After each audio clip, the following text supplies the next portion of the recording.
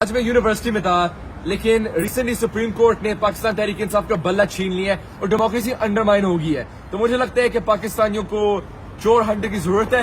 تو اس لیے میں آیا ہوں آپ لوگوں کو پریزنٹ کرنے کے لیے اس سپریم کورٹ کے جج کی لندن کی پراپرٹی.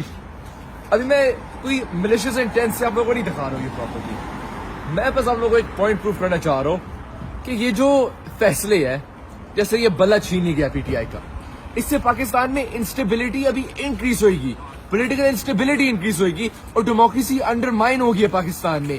اور یہ لانگ ٹرم افیکٹ پاکستانیوں آپ کو کرے گے. اس لیے یہ لوگ تو ایسے فیصلے کر کے یہاں لندن کی ایسی پراپرٹیز میں آ کے بیٹھ جائیں گے، ایون فیلڈ جیسی پراپرٹیز میں آ کے یہ بیٹھ جائیں گے. لیکن پاکستانیوں آپ نے پاکستان میں رہنا ہے. لیکن آپ لوگ فکر نہ کریں، جب بھی یہ لوگ ایسے فیصلے کر کے یو کے میں آ کے بھاگیں گے میں ان کو سنبھال لوں گا. اسے میں نے تو 2-3 سالوں میں بیرسٹر بن جانا ہے انشاءاللہ. میں نے ان کو پھر کورٹوں میں بھی گھسیٹنا ہے. لیکن پاکستانیوں، پاکستان آپ کیا ہے؟ یہ آپ کا مستقبل چھین رہی ہے.